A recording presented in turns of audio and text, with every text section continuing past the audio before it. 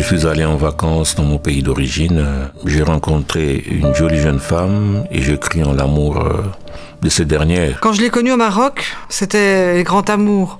Il voulait qu'on se marie très vite. Tout se passait bien, on était sur un petit nuage. C'était une jolie femme. Je suis tombée amoureuse. Elle a parlé mariage, sa famille a parlé mariage. Alors j'ai parlé mariage aussi. Je devais retourner le plus vite possible en Angola pour arranger les papiers et conclure le mariage. Et puis on s'est mariés. En fait, elle avait pas de papiers et elle me disait que si jamais elle voulait avoir du travail, on devait s'arranger pour régler ses papiers.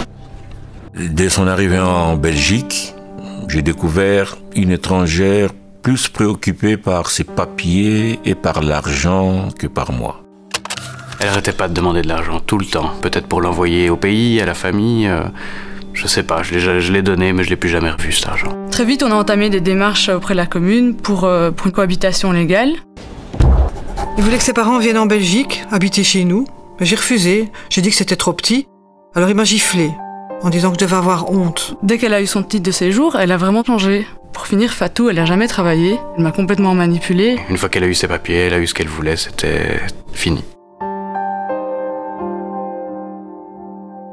La première chose à dire est que, sans aucun doute, vous êtes une victime.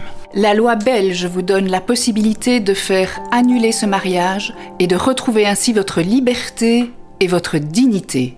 Le respect et l'amour n'ont rien à voir dans tout ça. Ici, vous n'êtes qu'un moyen, un objet.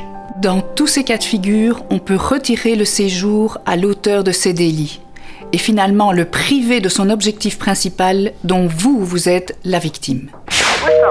Je viens pour Samia. Samia, c'est une amie. Ses parents lui ont dit, écoute, tu dois épouser cet homme pour qu'il puisse avoir les papiers. Elle n'avait pas le choix. Peu de gens savent que le mariage forcé ou de complaisance, ainsi que la cohabitation légale de complaisance ou forcée, est punie par la loi en Belgique. Elle a essayé de parler à ses parents. Elle a voulu s'enfuir. Les semaines suivantes, ils l'ont enfermée dans la maison. Ils lui ont confisqué le GSM. Ils vérifient tout. Ses emails, son compte en banque. Elle n'en peut plus.